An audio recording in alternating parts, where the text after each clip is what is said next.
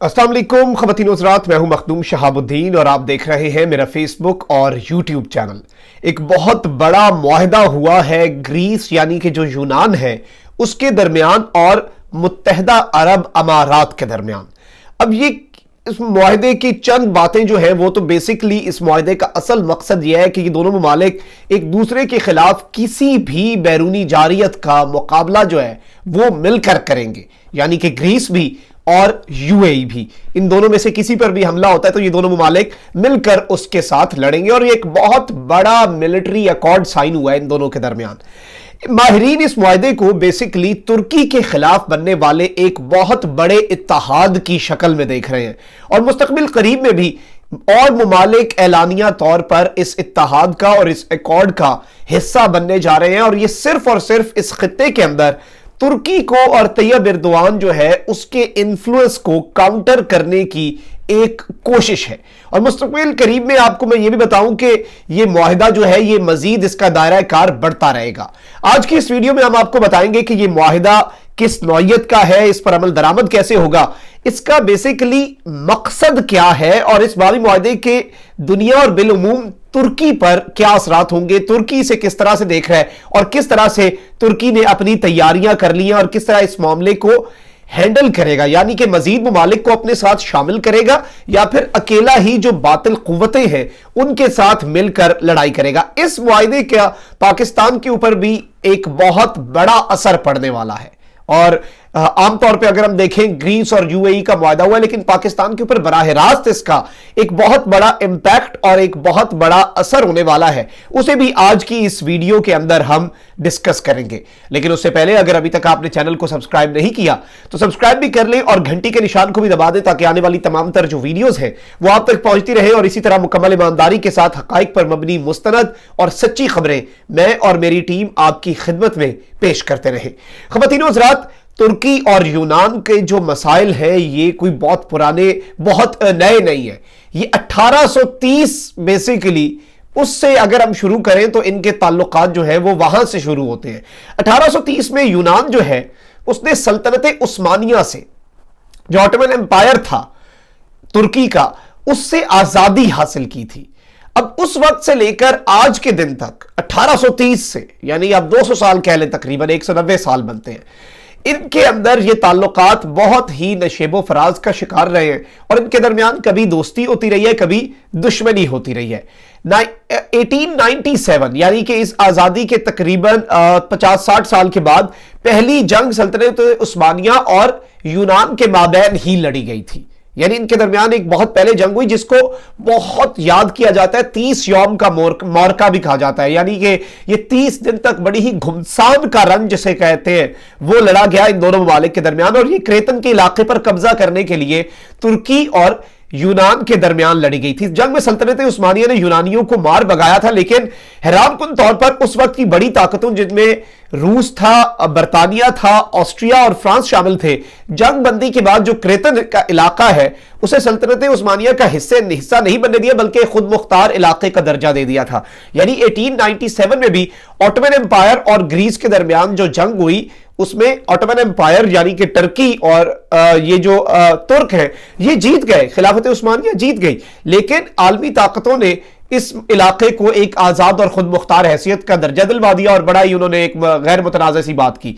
अब मैं अगर आपको एक और बड़ी दिलचस्प बात बताऊं कि जब जंग अजीम हुई और सल्तनत उस्मानिया का शिराजा बिखर गया उस जंग में, तुर्क कौम और यूनान कौम के दरमियान जंग हुई जिसे तुर्की ने बेसिकली अपनी आजादी की जंग करार दिया था। यानी उस टाइम भी जब ऑटोमन एम्पायर बिल्कुल खत्म हो गया उसके बाद भी एक जंग हुई। तुर्की के कयाम के बाद 1930 से 1940 ये 10 साल का ऐसा दौर है जिसके बाद ये ताल्लुकात बड़े अच्छे रहे क्योंकि ये दोनों ममालिक नेटो के रुकन भी हैं, ग्रीस भी यानी कि यूनान, उसका अंग्रेजी नाम ग्रीस है, और तुर्की भी, और दोनों ममालिक इसके रुकन बने हैं और दोस्ताना ताल्लुकात को 50 की दिहाई में कुब्रस के मसले पर धचका लगा और आज तक वजह तनाजा कुब्रस का मामला है। यानी बीच में आप कह लें 1890 से 190 साल के अंदर ये ताल्लुकात 20 एक साल बहुत ही अच्छे रहे, उसके अलावा इन ताल्लुकात के अंदर कोई बहुत ही बड़ा जिसे आप कहते हैं फराज नहीं आया, नशे भी आते रहे और हमेशा ये डाउन जो ग्राफ है वो नीचे ही जाता रहा, डाउन ही जाता रहा।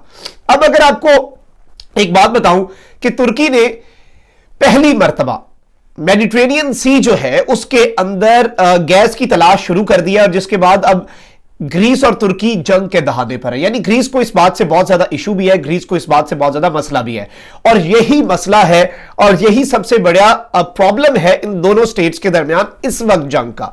2023 के अंदर तुर्की का एक मुआहदा भी खत्म होने वाला है। तुर्की अपने तमाम तर गैस के और पेट्रोल के ज़खायर जो है, लुज़ान का मुआहदा जब खत्म होगा वो अपने खुद से बना सकता है, तो तुर्की ने अभी से तलाश शुरू कर दी हुई है। तो मेडिटेरेनियन सी जो है उसके अंदर तुर्की गैस की तलाश शुरू कर चुका है, जिसके ऊपर ग्रीस को बहुत ज्यादा मसला है, और ये बिल्कुल किसी भी वक्त इनके दरमियान जंग हो सकती है। ग्रीस के पीछे कौन कौन है? ग्रीस को बेसिकली यूरोपियन यूनियन और खास तौर पर फ्रांस और इटली, अगर इन ममालिक का नाम ले तो इनकी खुली हिमायत हासिल है, जबकि तुर्की अकेला मैदान में खड़ा है। यानी पूरा यूरोप एक तरफ, और यूरोप के आपको पता है कि बहुत से ममालिक हैं, लेकिन यूरोप में 3-4 बड़े मुल्क हैं जो मैटर करते हैं, जिनमें एक जर्मनी है, फ्रांस है, इटली है, स्पेन है। ये 4-5 बड़े मुल्क हैं जो पूरे यूरोपियन यूनियन को चला रहे हैं। एक और मजे की बात बताऊं कि फ्रांस और ईयू को और भी बड़े मसले हैं तुर्की से। सिर्फ वो ग्रीस का साथ इसलिए नहीं दे रहे कि ग्रीस के साथ उनकी कोई बड़ी मोहब्बत है या ग्रीस के साथ उनके बड़े कोई याराने हैं, वो ग्रीस का साथ सिर्फ और सिर्फ इसलिए दे रहे हैं क्योंकि उन्हें तुर्की के साथ और बड़े मसाइल हैं। सबसे बड़ा मसला लीबिया के अंदर उन्हें तुर्की की मौजूदगी से है। मुअम्मर कज़ाफी के जाने के बाद पीएम जब सिराज की गवर्नमेंट हुई, जिसे यूएनओ ने भी रिकॉग्नाइज किया, और फ्रांस, इटली, रशिया और यूएई खलीफा हफ्तर को सपोर्ट कर रहे थे, तो फ्रांस और यूरोपियन यूनियन जो है उसे बेसिकली जो तकलीफ थी वो ये थी कि लीबिया के वो नेचुरल रिसोर्सेज और कुदरती वसाइल के ऊपर कब्जा करना चाहते थे। तुर्की उन्हें यह कब्जा नहीं करने दे रहा था, जबकि यूएई, तुर्की और खासकर एर्दोआन की मिडल ईस्ट जैसा कि सीरिया, ईरान, कतर में मौजूदगी को अपने लिए खतरा समझता आया है। तो ये पूरी सूरत हाल आपके सामने है कि पूरा जो आलमे कुफर है और ये जो पूरी बातिल क़ुव्वतें हैं, ये एक तरह से हमला आवर होने की कोशिशें थी, और जिधर जिधर ये हमला आवर होना चाहती है तुर्की इनकी राह की रुकावट है, और इसीलिए अब ये ग्रीस को सपोर्ट कर रही है।